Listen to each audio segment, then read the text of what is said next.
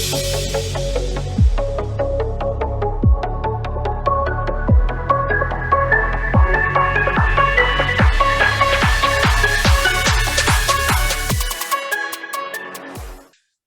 everyone. We are back with another episode of 343. I'm your host, AF, and yeah, let's just get into it. Today, I'm joined by Jason Ronnie, Mubeen Ahmed, and making his 343 debut is Riyaz Parker. Welcome, guys. Good to be here. Thanks, thanks for having us.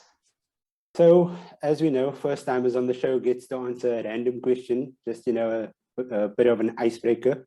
So, Riyaz, of all the legends in the past, which one do you wish was still playing football now in 2021, so you could watch them in real time? That's a difficult question, eh? A lot of greats spring to mind, but I think for me, I'm going to go with a recent great because I think that the type of football that they play now would be interesting to see him in it. So I'm going to go with, I would love to still see you on replaying. It's one for Jason. My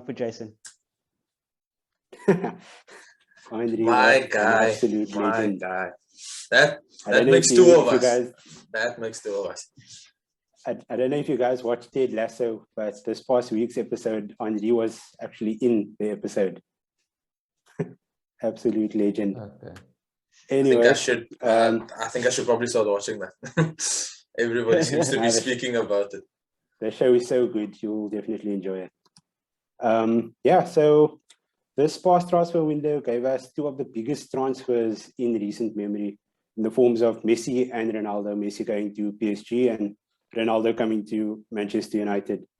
Ronaldo's hit the Premier League, hit the ground running in the Premier League, and Messi on the other hand has struggled quite a bit and found it difficult over there. I know Messi is your GOAT, so I'll let you take this one, Jason. Look, the thing for me is, and while Ronaldo's done well, I think the roles that they occupy within the teams are completely different. Ronaldo's evolved into the kind of player that's just going to be in the box, just going to get at the end of the crosses.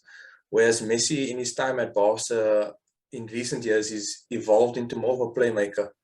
So I think joining up with this PSG team, when I was just watching the recent game against Lyon, it's still the same old Messi. It's just minus that output. So he's still creating quite a bit. He's still influential in all the build-up plays. I think it's a bit hard for him now. Maybe it is a bit more physical in France. Not going to confess to being the biggest French league supporter because I haven't watched anything up until when he signed. But I think it's just people would look at different things. So Ronaldo's done well because his output has been great. But in terms of his overall play, it's not where Messi is. Messi hasn't scored many goals, but like I said, his overall play still contributes to the game. I think one of the big factors as well is that he's only played in that Barcelona system. So there's a certain way that they've played. He's been doing all of that for all his life. And now he comes to a PSG team that's very dysfunctional. There's no clear style to their play. It's just like a whole lot of good players put together and just do whatever is necessary to actually win the game. So he hasn't hit the heights that we used to, but I don't think it's a poor start by his or by the footballing standards. Obviously, he's not too happy with what he's giving at the moment. I think he's actually picked up a slight niggle now, which now rules him out. But I think we will see Messi coming close to full tilt within the next week or so. Yeah. Yeah, it's interesting that you mentioned that he was used to playing a certain way at Barcelona. And under Pochettino, like, I'm not sure PSG has any sort of identity. To me, it just looked like they are 11 stars just basically assembled on a pitch. And it's like they don't know what to do with each other. Like, I was watching a bit of the game against Club Brugge last week, and most of the time they just look lost on the pitch. So I feel like they're going to need to find their identity first and then take it from there. But like, if they're going to have to build a team around Messi, then that's like the first step to them finding the identity, because then at least they know they have that creative hub in the middle. Yeah. But yeah, it's going to be interesting to see what happens moving forward. Yeah, I also think it's at Barca he was sort of the linchpin. Everything happened through him. Yeah. And at PSG now there's 5-6 superstars in the team. So the role sort of changes for him playing at PSG now, because you've got him, you've got Mbappe, you've got Neymar, so that like you said, they've got to find the identity and find out what sort of style is going to suit them with a team full of superstars. But I think that's the problem, though. I actually think that's the problem, because should you actually build a team around Messi at this point? Like, yes, he's one of the best players in the world still, like Ronaldo is. But shouldn't it be more about trying to use his gifts in a different way for the team purposes? I know he's not going to be happy about that, but shouldn't that be what the aim is now under Pochettino, new management and everything, to try and build something new for the club? Yeah, like, look, I think that, like, he probably had certain sort of demands when he signed that contract at PSG. So I think it was probably around like, okay, I'm going to be the main man. Everything's going to have to go through me. I mean, Pochettino took him off over the weekend and he didn't look happy about it at all, but it was the right decision because Icardi ended up scoring the winner at the end. So I guess just trust the manager and take it from there. Yeah, anyways, moving on to the Premier League. There's been some dodgy refereeing calls this season. There's been some changes to VAR during the summer as well. Riyaz, do you mind running us through these? I feel like every season there's dubious refereeing decisions, So I think that what they've tried to do this season in terms of the changes to the VAR applications is try and make it less, or try and make the fouls and the penalties less. So try and allow players to play physical football and not disrupting the game while they're refereeing. They changed 3 key areas of discussion, which is the offside rule. They no longer have those millimeter lines for the offsides anymore.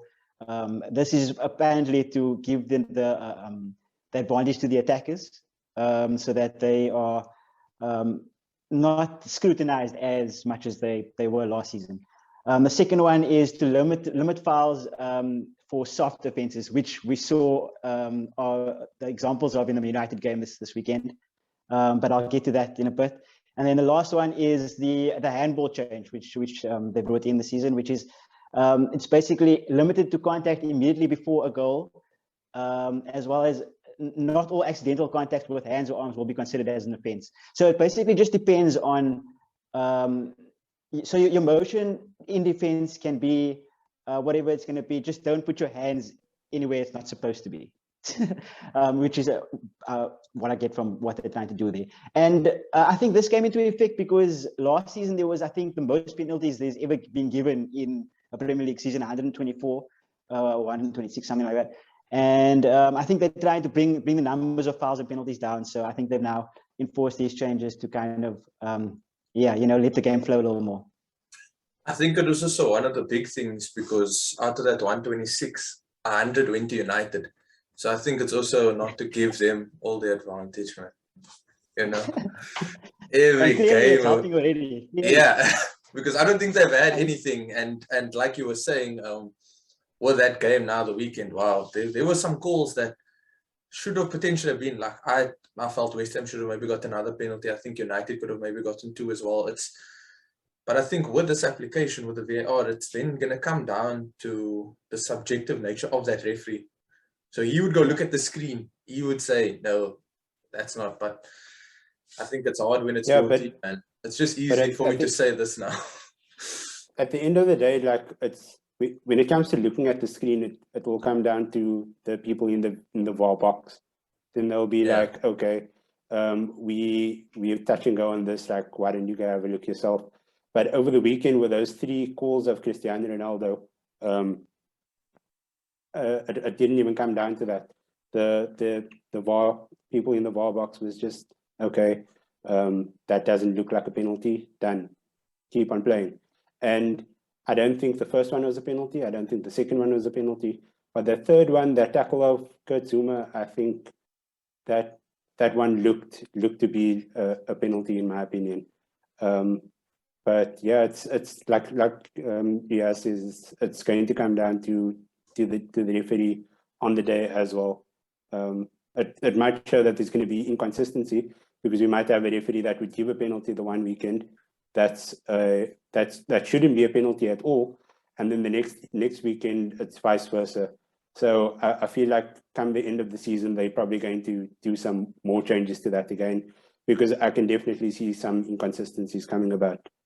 But yeah. I mean, now we're nitpicking, aren't we? Because now now we're saying that it's the referees that they have the judgment, and referees, they're humans, you know. So like every referee is going to be different. Every referee is going to call or see something different, and no amount of changes can really affect that in like the rules or the VAR. You know what I mean? Yeah, I don't know. For me, I feel all of this should be thrown out of the window. Keep it old school. Decisions are going to go for you. Decisions are going to go against you. That's been sport for decades. So I don't see why there's a need to implement something like VAR. I can understand goal line technology. I think that's a bit more clear cut. But in terms of VAR and so forth, I'm old school. You know, let the referee call it as he sees it. Let the linesman call it as he sees it. Like I said, it's going to work for you in some games, it's going to work against you in some games. It's worked for decades. I don't see why it needs to be, you know, changed, or, you know, technology needs to assist. Mubeen, your thoughts on the penalty decisions this weekend? Yeah, I tend to agree with AF a lot.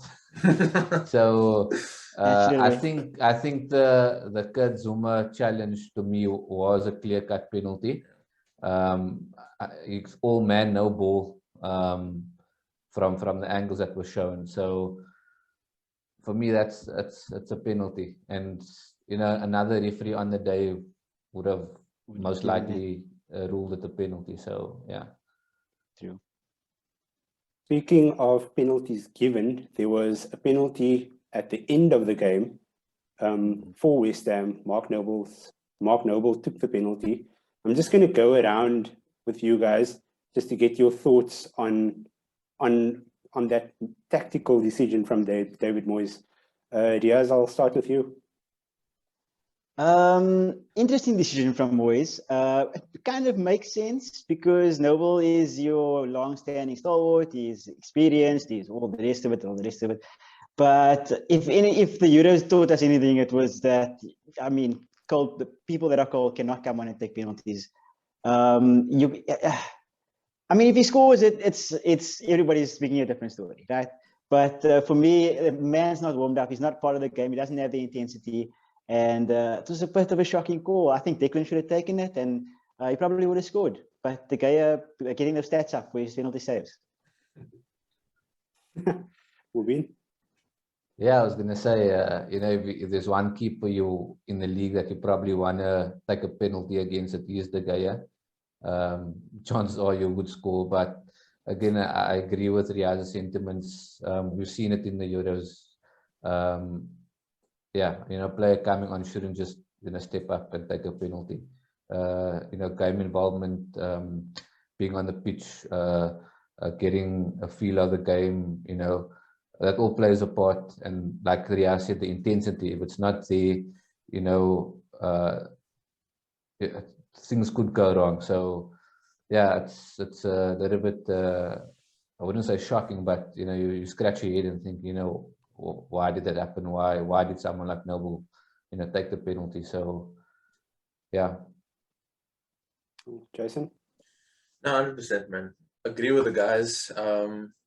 I think if it had gone in like Riyaz says, then obviously it's different. But also, if it had gone in at the Euros, then England would have been in a different state.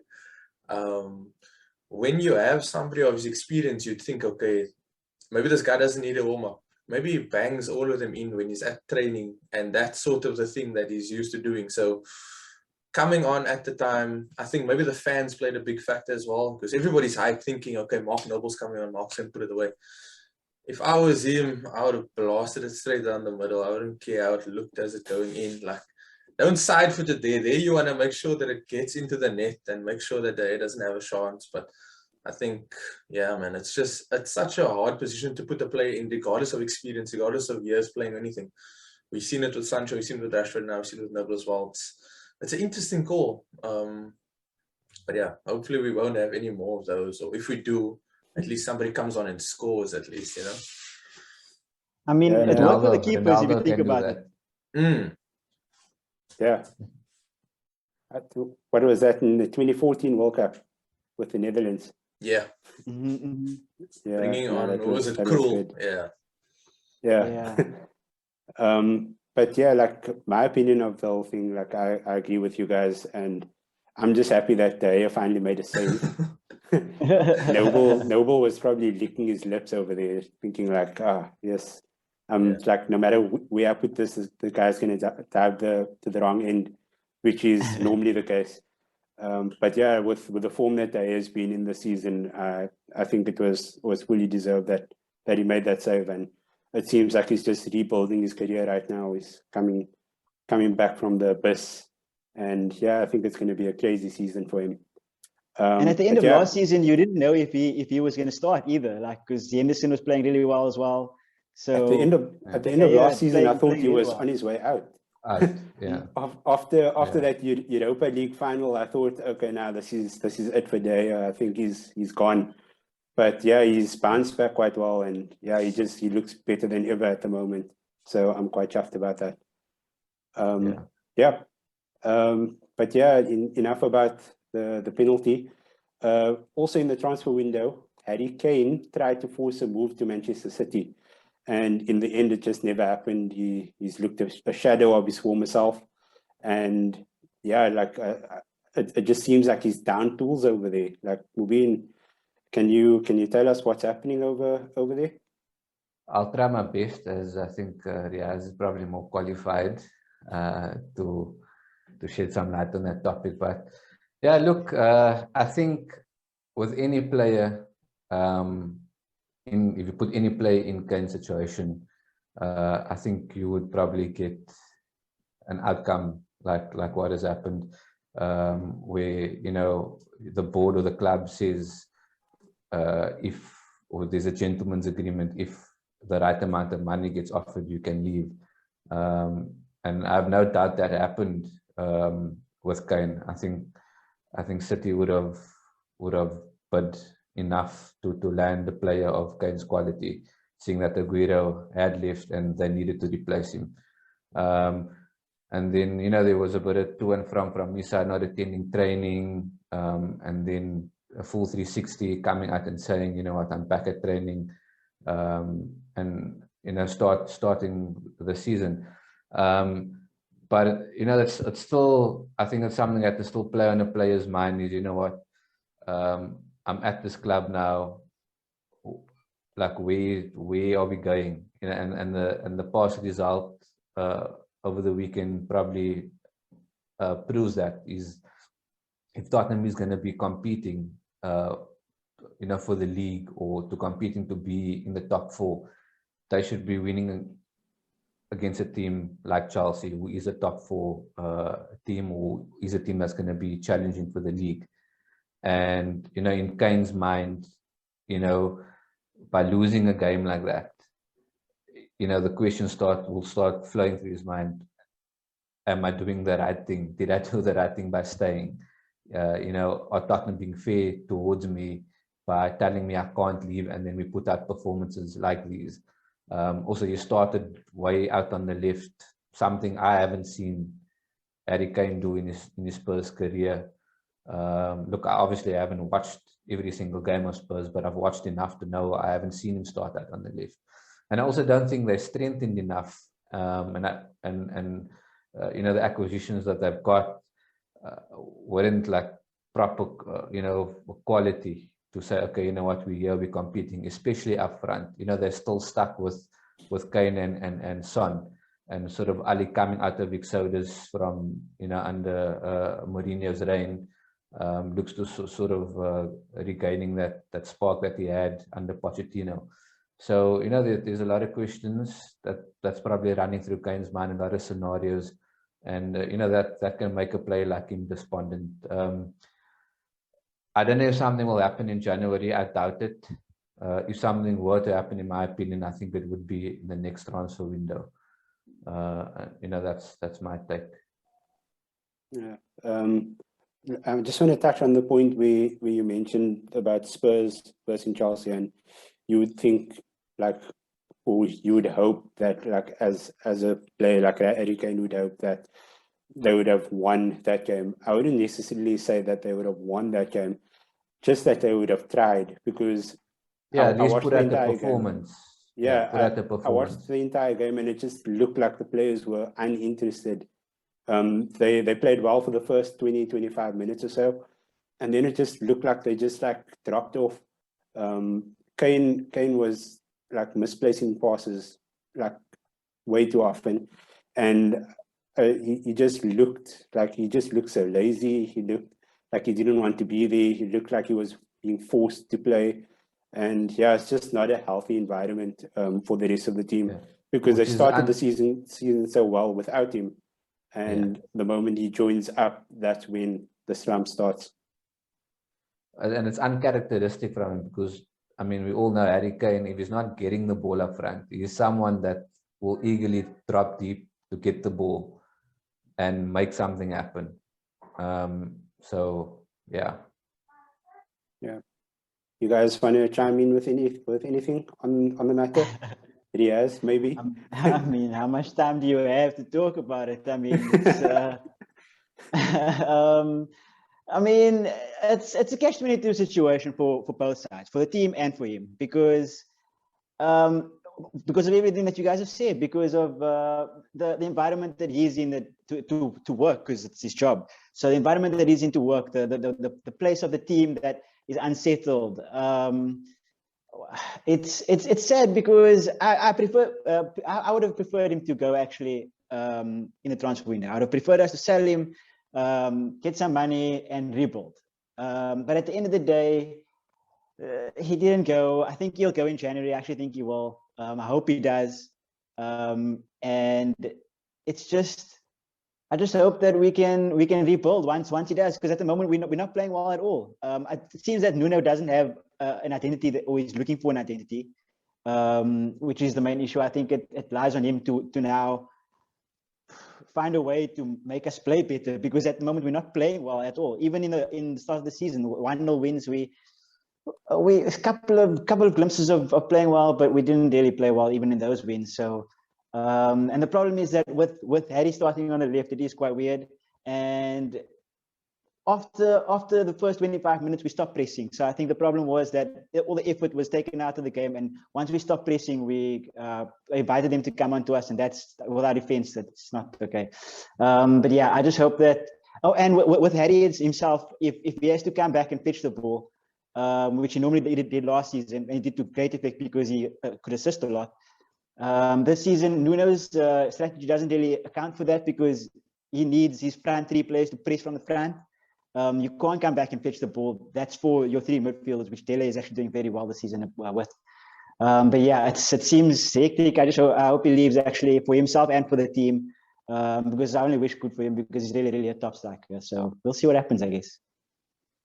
Yeah. The one silver lining to him actually making the move is that I'll be able to see more of Bryan Gil, and I really like that guy. Like, he looks a serious talent, and I hope he gets more game time. But he does. Sorry, Jason. Yeah, no, I was just gonna say, like, I mean, Mubeen was talking about not getting the acquisitions. If he's in his last season, you'd want to sign players that will be able to play with him to almost motivate him to stay. So, not to say that the acquisitions were bad. Bryan Gil, good signing for the future.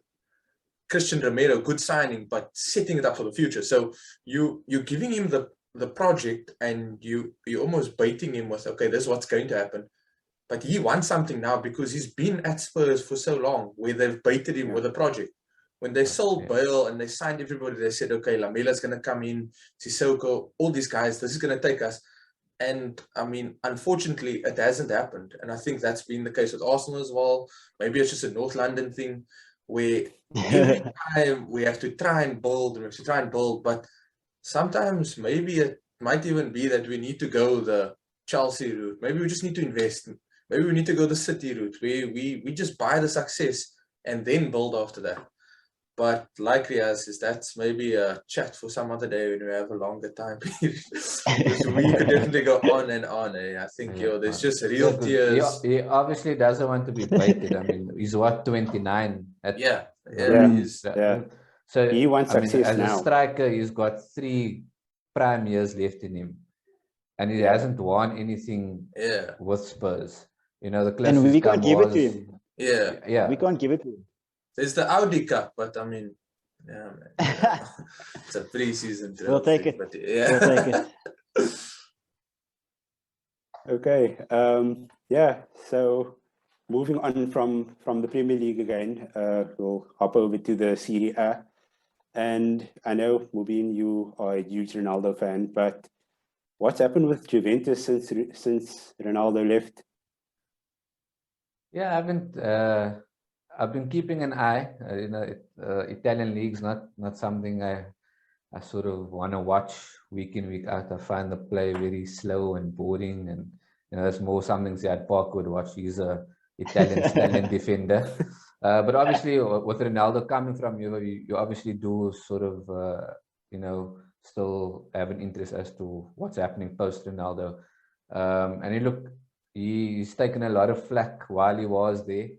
And you know, they third from the bottom, 2 points from 4 games. They're struggling, and it's weird because you know, I've been reading up on some reports, and the reports are saying they're struggling at the back. And for me, that's weird because they've got someone like Chiellini, Bonucci, you know, who are starters for the Italian national team. You know, Alexandro, who's a proper talent, you know, a left back. So it's weird for me that they could say, or they are saying, they're struggling at the back. And for me, it just means that with all the flack Ronaldo took from the club, from the supporters, he was the one carrying the team. He scored the goals. He was dragging the team. He won them, you know, the titles the last 2 seasons. So I'm not being biased as a Ronaldo supporter. For me, that's the only thing that makes sense right now, is that because of Ronaldo, Juve actually won some titles during his stay over there. Yeah, you know, that's my opinion. Yeah, like the current state that they're in also isn't being helped by somebody like Mino Raiola, that's basically making it known that he wants to take Matthijs de Ligt out of the club, and he's putting 150 more price tag on him. But then he's also saying that he wants to bring Paul Pogba into the club. But we don't know if that's just to hurry up Man United with like offering him that contract, or to like speed things along over there. But yeah, it can't be healthy for like somebody like Matthijs de Ligt, who's trying to nail down his spot in that starting lineup, because even though he's been there for a while, he's still not a first choice centre back. Chiellini, Bonucci, they're still chilling there. They're probably going to be chilling there till they're 80 years old or something. I don't know. But yeah, like he's trying to nail down his spot, but his agent just doesn't make it easy for him, because now the fans aren't going to embrace him either. And yeah, like I really hope Juventus does have a sort of recovery, but it seems like the team that's making the bigger of a rebuild in the Serie A is AC Milan, and they've done quite well, and they actually look pretty good against Juventus over the weekend. But yeah, I don't know if you guys have anything to chime in about Juventus. Cool. So then, Jason, it's all been building up to this one. Do you think Arsenal have turned the corner? It's a very tricky thing because I think they almost set us up to fail, man. The first game against Brentford, their first game back in the Premier League, fans back Friday night, that was bad. Then they put us up against Chelsea, European champions, then Man City, Premier League champions. So after the first 3 games, I was upset, but at the same time, took it with a pinch of salt just with who we had faced, and we actually needed to play after that. So now, having strung 3, I think it's 3 wins because you count that Carabao Cup, and then it's looking decent. I think like the Spurs as well, it looks nice, but it's not really exciting. Like 1-0 wins, it's okay, but there's nothing like when I look at Chelsea, it's almost like not a matter of if they'll score, but when they'll score, because there's always something happening. Whereas Arsenal, it's not looking good. Maybe this weekend's game against Spurs that could set both clubs up. Depending on how it goes, it could be either way. But yeah, I think there's definitely some sort of a structure with that back four, and that's exciting. But I think now that we have that, we need to address our issues going forward. And January can't come soon enough, man. I think we need to ship some guys out and then maybe get some new exciting energy in there. Yeah, no, like I think that the missing piece of your guys' puzzle was a sort of a stable back four, or a good enough or a solid back four. There was always like a weak link before, whereas now it seems like, okay, Gabriel and Ben White are your standard that they locked in as centre backs. Yeah. And Tommy Asu looks really, really good. Yeah. He deals with everything aerially quite well. And I think he makes up for the weaknesses of others in the back four as well. And then Kieran Tierney, like I don't even need to speak much about him because it's a given. The guy's leadership material, and he's just really good. And like I think with that back four, it was what Arsenal were missing before. And I think the fact that you guys are grinding out wins now is the building blocks that you needed. And I think like as the season progresses, you guys will get better, and Arsenal will look to make way up towards the top 6 again. No, I mean, Super odd though. yeah, no, definitely very interesting case. It is a bit frustrating when you see all of your nearest rivals doing so well. Even teams Not like all. yeah, yeah, okay, not my nearest rival, but yeah, in that traditional top 6. But I mean, also just to see teams like Brighton doing well, you know, Leicester staying there, it is disheartening at the end of the day. And I mean, that's not to say that they'll stay there, but obviously you'd want to get a good start, because once the teams start pulling away, it then gets very hard to catch them, eh? So yeah, I think let's not talk about Arsenal before I start crying and I become a meme. So yeah. Riyaz, you wanted to say something? It's very similar, you know, Spurs and Arsenal. It's like they're literally the same. It's like, in fact, I would even say that Arsenal have had a better last 3 seasons than Spurs have had, just in general. Maybe not the flashes of like actual play that we've shown, but just in general, I think they've been better. And nobody's really given them, like, everybody's been hating on them all the time. Like, it's interesting to see, but they haven't been doing too badly. And I think, like you said, with the back four now, it looks good. It really looks good. The problem that I feel like with Arsenal is that they've always had good attacking players, but they never seem to play well together, or nothing like it doesn't really involve in or result in goals, which is weird. But I think the talent that they have there is really good, and I think that they will definitely go from strength to strength this season. I think they'll end up top 6, I think. So Arteta does know what he's doing. Oh, it's more about the play. I'm not sure about Arteta yet. Okay, cool. Yeah, so let's talk some FPL.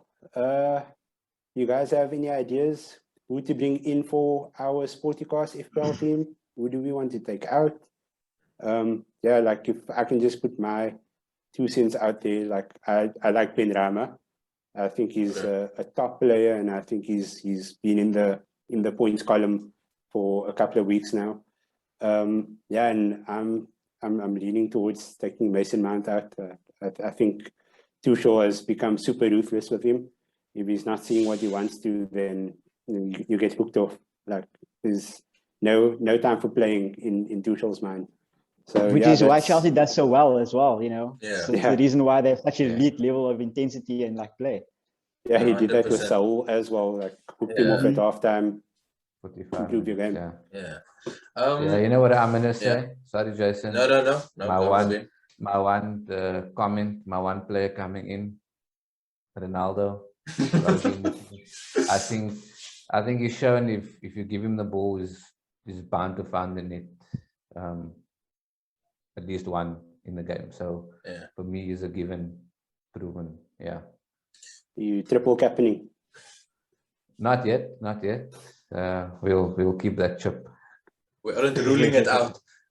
Yeah, just having a quick look at our team. If we were to get Ronaldo to be having to maybe take a point hit, I've always been against it, but in this particular case, I think we have to get on the wave. So to be maybe even Fernandes out because his points potential has decreased somewhat. I don't write him out completely, but if you want to follow the points, you want to go with Ronaldo. I think good teams to follow would be West Ham. West Ham have a decent run. I think Brighton for the next 3 or 4 have a decent run. They seem to be playing well. Arsenal's fixtures look good. Maybe not this weekend. Could potentially be up and down, but I think definitely to target Arsenal defenders because that's where all of the points seem to be lying. Might be a decent 5 to 6 points. So yeah, that's my suggestions. Yeah, sounds good. Yeah, Riyaz? I like that actually. I like both suggestions, to be honest with you. In fact, all three. All three I like a lot. I like the Mount out situation because, like you said, Chelsea's a bit of an issue. Well, if they don't do anything, they're useless. I like the Ronaldo situation as well, and I like the situation with what did Justin just say? Something to do with the defenders. Yeah, Arsenal defenders. I think it was also a good idea. Maybe Tierney or Tomiyasu. Maybe I like wingbacks.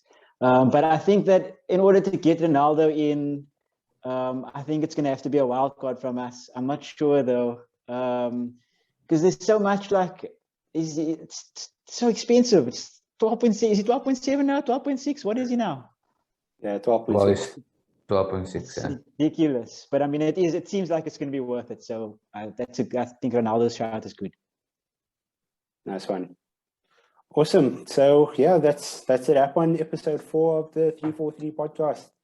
Don't forget to follow us on Twitter and Instagram @Sportycast and like and share this video. Subscribe to our YouTube channel. And yeah, check out our podcast. We are on Spotify and Google Podcasts. I'll put the links in the description below. But yeah, that's our show. And thanks, Jason, Riyaz, and Mubeen. It's been awesome having you guys on. Yeah, man. And yeah, It's been good. I'm AF for 343. Stay safe, and I'll catch you guys next time.